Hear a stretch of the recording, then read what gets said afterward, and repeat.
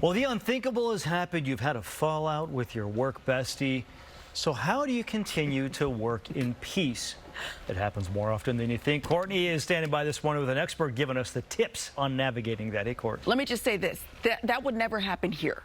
But we do know of places and different, atmospheres where the work besties have fallen out. Yes.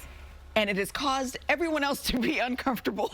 Mostly. Mostly. Everyone else. Right? Yes. Right? Rosalinda Randall, our civility expert, with some tips on what not to do when this happens. Because it does happen.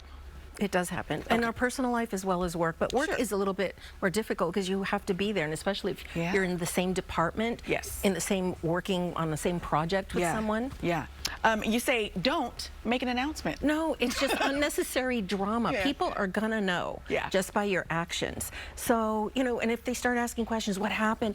Remain neutral. Oh, we're just taking it to a more professional relationship now. Right. And that's it. Now, whatever they do, you have no control over. Sure. But you can also make an agreement with them or try to and just say, I'd like to just be discreet and let's just respect what we have. Right. And see what happens. Which speaks to not rounding up folks to be on your side. Oh my gosh, yeah, because what if you're trying to round up, like you said, folks or coworkers, and they'd rather be on their side, and they're gonna have to tell you, and that's gonna be really awkward and divulge some stuff that you don't wanna know. Right.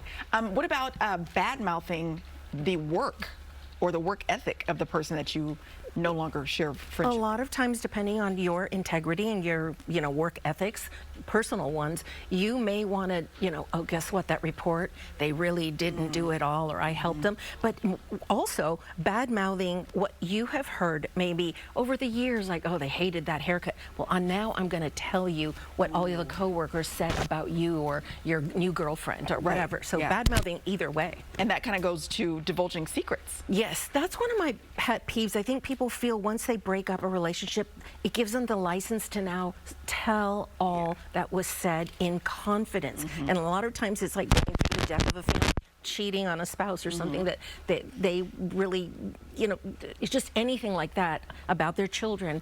That is something that I believe what was said in the relationship, sort of like what is in Vegas stays in Vegas. Yeah. How about, you said don't ignore, sneer, or dispute everything.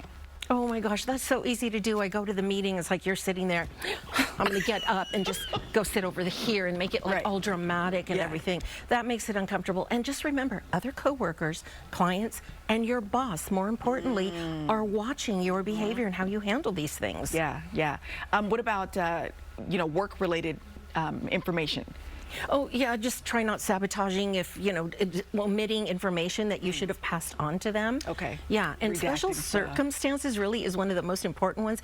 If your families, what if your children are at the same church or little league and you've broken up or your spouses are best friends? That's going to be a really difficult situation to handle. Oh, absolutely. Those special circumstances for sure.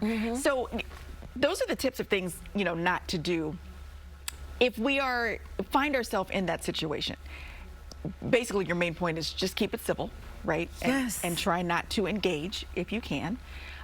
Is there ever an opportunity where you need to take it to the boss or to the supervisors, the higher ups?